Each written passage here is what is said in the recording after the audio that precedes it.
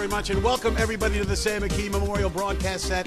It's time to jump in the Sulky. I'm Dave Little, and my guest tonight is Anthony McDonald of TheStable.ca as we kick off this Breeders' Crown Finals weekend. And, of course, TheStable.ca, one of the great ideas that you've certainly had in your career. I think one of the only good ideas. Yeah. But the fact of the matter is that TheStable.ca, you were telling me yesterday, has been around for about 10 years. Are you on course to be where you want to be at this point? I think I went by where I wanted to be about 6 years ago. I never really thought it would get to this. Certainly not racing. You know, we did race a couple of horses in the Breeders' Crown eliminations, and you know we didn't draw the greatest this weekend. But we have 3 horses that are legit, you know, good horses in the Breeders' Crown. So, you know, a big thanks to our clients and certainly our trainers and caretakers that allowed this to happen, because, you know, it's their hard work that's on display here tonight. Yeah, tomorrow. Certainly a lot of folks can get involved by betting a little and enjoying it a lot, and I know that really is true. Let's get back to the Stable.ca in just a moment, but first I want to reintroduce Anthony to everybody. First and foremost, you've had a pretty good driving career on your own. Let's take a look at some stats that I put together. You have over 3,600 career wins, and certainly back about 15 years ago, maybe a little less, you did an awful lot of driving. I did, yeah. Back in 2011, I think was the last year that I was driving full time. I took some time off to work, of all places, in politics for a couple of years, and really that was a pretty scary time in my life, and a scary time in a lot of people's lives in Ontario and the industry. And you know, I adventured a little bit into politics to try and help, and you know, it was probably the best loss I ever took in my life. I lost in the election, but you know, the information I garnered from knocking on doors and talking to everyday people is really where the stable came from, and it's blossomed from there. It's just funny how things happen in your life. You go from probably one of the scariest times to probably one of the best things that's outside of my marriage and my kids that ever happened to me, for sure. Conservatively, I think had you continued to drive full-time since then, you'd have 6,000, maybe 7,000 wins. That's an awful lot, and a lot of guys in this game like to win a lot of races. How did it feel to kind of turn your back on driving full-time?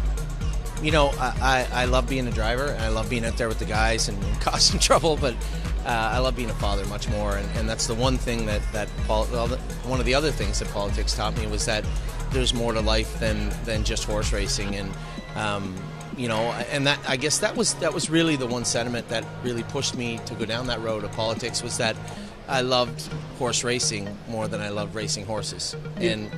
And when it comes to that, I love raising my family more than anything. I'm so grateful to be here and have a chance to race horses and be in the Breeders' Crown tonight. But you know, having my wife and kids here that's way more important. Well, you know, certainly your family is way involved, as you and your wife Amy are the co-operators of the Stable.ca.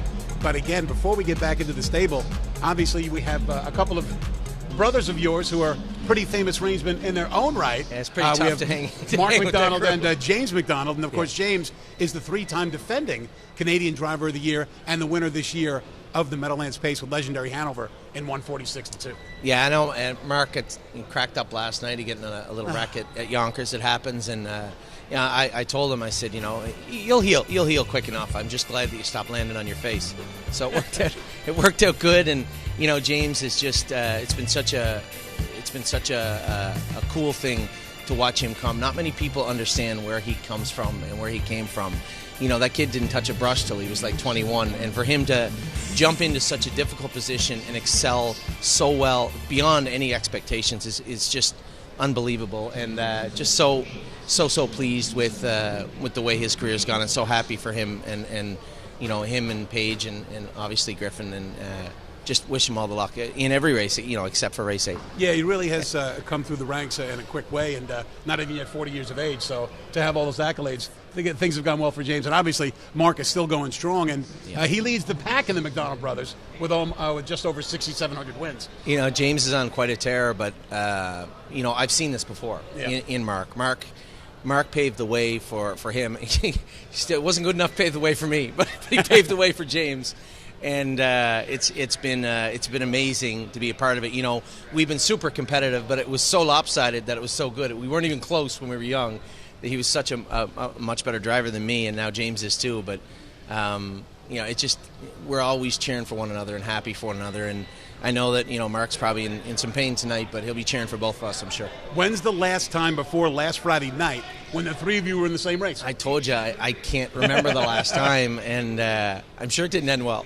But it was a long time ago. Let's take a look at the three horses that TheStable.ca are going to have in the Breeders' Crown Finals throughout the course of this weekend. Let's start first and foremost with Momento Mori, who takes a rail ride to get a Breeders' Crown Final berth. Talk us through this. Yeah, Scott has driven him all year. I only drove him in his qualifier, and I think, which is very odd for me, I was really conservative with him in the first turn. I might have actually got him out of the race, but those are some good horses. I mean, I don't know a division that's been this deep that I remember, a 2-year-old trotting colt division. Yeah. There's always usually a standout. Things can go right if this horse, any of these horses can win this race, and hopefully the 10 too. But it's when's the last time you saw a horse with a world record be 20-1, 10-hole or not, and that's how deep this division is. Let's keep rolling and talk about Tactical Mounds, who's awfully good from Megan and Scott. First and foremost, how do they end up in the hands of Megan and Scott? Oh, listen, Scott's been a good friend of the stable and a good friend of mine for a very long time.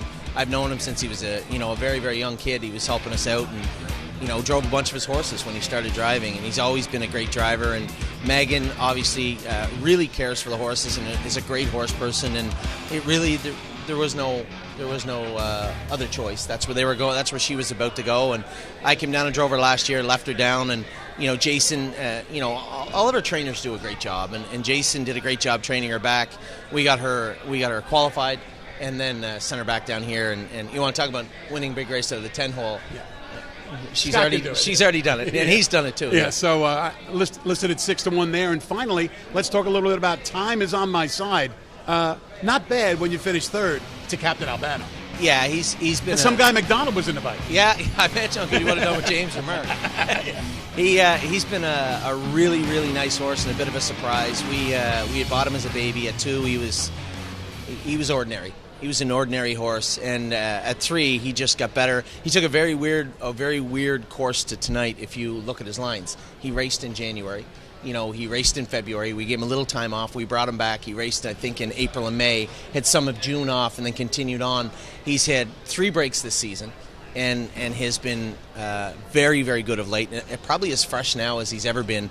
If you'd have told any of our owners, any of my partners that this horse would be pacing in 48 and 49 in October of his 3-year-old year, we would have been tickled pink and probably not believe you. But that's the great thing about horse racing. It doesn't matter where they come from and what happens along the way. This is a results-driven industry, whether it be entertainment or wins. And that horse has certainly checked both boxes. He's been a great horse for us. Certainly winning a Breeders' Crown would be huge for any owner, but especially TheStable.ca, no? Well, I mean, listen, our clients a lot of this is new to them, and you know that Laura's here, and she's, Laura Browery's referring to, of course, Dave's sister. A new owner, and she has 2 horses in the Breeders' Crown, and that doesn't happen very often. And it's so great to be involved with. I tell everybody, these are the greatest clients on earth. They get in for the right reason, which isn't money driven, which isn't necessarily results driven, and they stay because they love horse racing and they love the horses. And we've had clients leave us for various reasons, but as long as they stay in the game, then I suspect that's a job well done on our part. We are and try to be the best we can at being a gateway from the general public to our industry. And I really wish that more trainers would dive into fractional ownership, because it changes everything. You don't have to do anything like we do. You don't have to act like we do, but just be open to having new people in your industry and in your stable, and you'll be very, very surprised with what happens. It's just been a tremendous ride. All right, so lastly, how cheap can somebody get in, or how inexpensively, I should say, can somebody get in their own horse? Well, listen, 1% of a horse could be as little as $150 or $200, and your bill's somewhere south of $40 or $50 a month. I mean, we try to make it as affordable as we can and allow people to get in on their own budget, which again changes the dynamic. It used to be, well, here we'll claim the horse, and then after a while, if things don't go well, all of a sudden the money runs dry. Well, at this point, you can look way down the road and say, okay, this is what I'm going to budget for my initial buy-in, and I'm going to be able to budget for my bills for a long period of time. And even if it doesn't work out, if you buy into a yearling in October, and in June or July, if the horse doesn't turn out, 2 things have happened. You know exactly why, because you've watched the entire scenario unfold in front of you. And secondly, you look back and say, geez, for that amount of money that I put in, I got to go to the barn all the time, or listen to Anthony ramble on about stuff all the time, watch everything unfold in front of us, and that took place over 6, 8, 10, 12 months. Where else on planet Earth can you find that type of entertainment? This industry is not even scratched the surface when it comes to entertainment. It really needs to look into it. All right, well, Anthony McDonald, TheStable.ca, thanks so much for spending a couple of minutes with us this weekend, Breeders' Crown Finals weekend, and good luck to you. My pleasure, thank you. Anthony McDonald, it's time for him to get out and get busy, and I'm going to bring in Greg Blanchard right after this break, and it's going to be time to talk about the Breeders' Crown Finals on this big Friday night.